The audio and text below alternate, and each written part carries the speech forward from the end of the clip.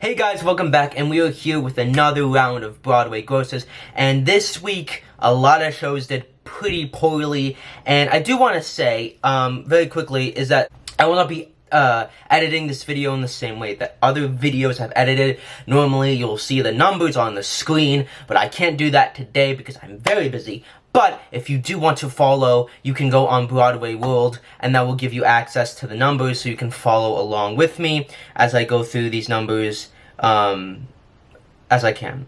And while a lot of musicals did pretty poorly this week, I think it will do even worse this upcoming week because if you guys don't know, there is a dangerous California fire that has now seeped its way into America, and New York City is getting hit the hardest and is the midweek. So I do wonder, will this affect the grosses? And I think it will. And after this week, that's going to be really bad.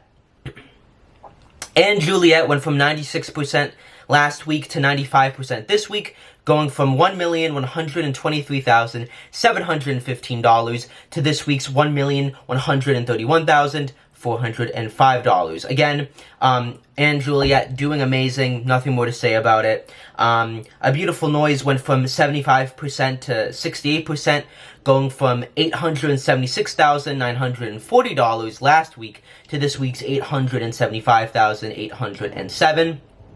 Again, I don't think we will know how well, if A Beautiful Noise will make it past January, because I think it will be here until January, until the fall, because right now it's in the $800K range when it should be in the $900,000, $1 million range. And $800,000 isn't terrible, but you don't want it to go past $850, even.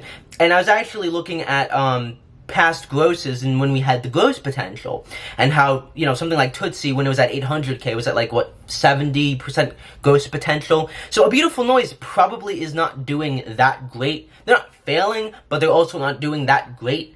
So again, wouldn't be surprised if it closes in January, but I think, again, a big factor, how it does over the summer and how it maintains it in the fall. I think it could make it, but it also could not. Bad Cinderella did pretty bad in its last week, going from 69% to 76%, and $351,163 to $384,000 this week. So RIP to that show. Camelot went from 86% to 80%, going from $811,604 to $747,958 this week. And I have noticed that in the past couple of weeks, Camelot has continued to decrease in numbers, both in capacity and overall gross. It hit a very high week of, I think, like 900,000, and then it just fell after that. Again, not a very well received revival. People think it's boring, so that might be starting to hit the show. And once you get into the 700,000 range, that's when you're like, yeah, this isn't not doing so hot. But the show like Camelot, they don't want to go past like 850,000, and even that is like not great. So I wonder how long Camelot will last. I feel like it might, I can see it maybe falling off heavily in the fall. So this could close in January, but all revivals close like in a year or under a year, so it's not like it was expected to go on for 5 years or so. Funny Girl went from 89% to 79%.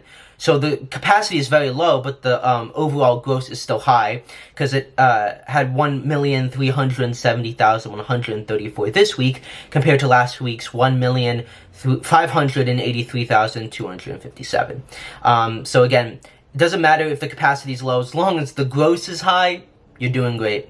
And that is closing in September. Hadestown, oh man, I think this might be Hadestown's time. It went from 98% to 93%, going from $771,642 to $687,623. Again, not great numbers. And again, based on how it's done in the past couple months, it's had more 7s and 8s in front, more 7s and 6 than 8s and 9s and a million. And again, Hadestown cannot, no show doing 600 at all. 600,000 is doing good. And 700,000 is like the lowest you want to go. So Hadestown is not doing that good. It's not been doing great. Personally, I think the steam of the musical is starting to come off, and now people are seeing it less and less. I think it will close in January, but it could make it. I won't know until the fall. September and October will tell us. Because I've been saying since last fall, or since September, that Hadestown's gonna close in 2023 or 2024. So I think, you know, they're kind of like on their last legs in a sense. So if you're a Hadestown fan, now's the time to sound the alarms and go and see it again. Because it's not doing so hot. Hamilton went from 100% to 99%. Going from 1,894,229 to 1,938,603.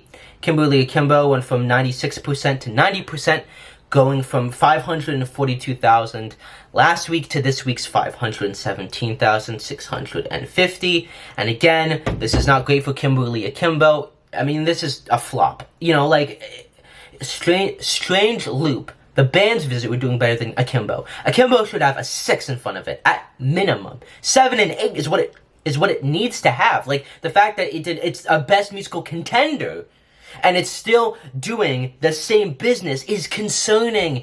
Like, might they close this in September, even if they win Best Musical? Because you think, how much money, realistically, will Kimberly Akimbo make in the fall?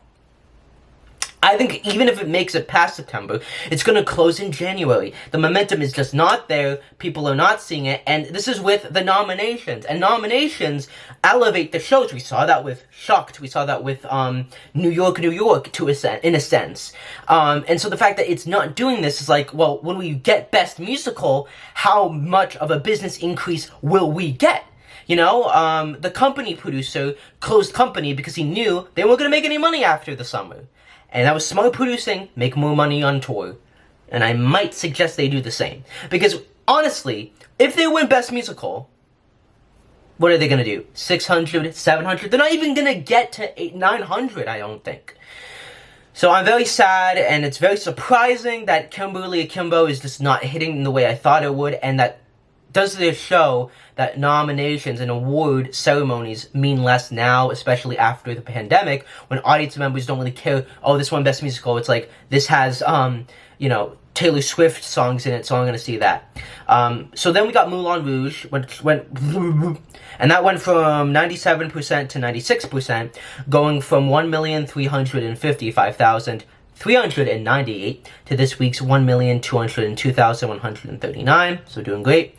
New York went from 82% to 74%, going from 939,859 to 859,285, which is not great, and it has been decreasing week to week a little bit. It had like a 2-week boost, and then I think it's been declining.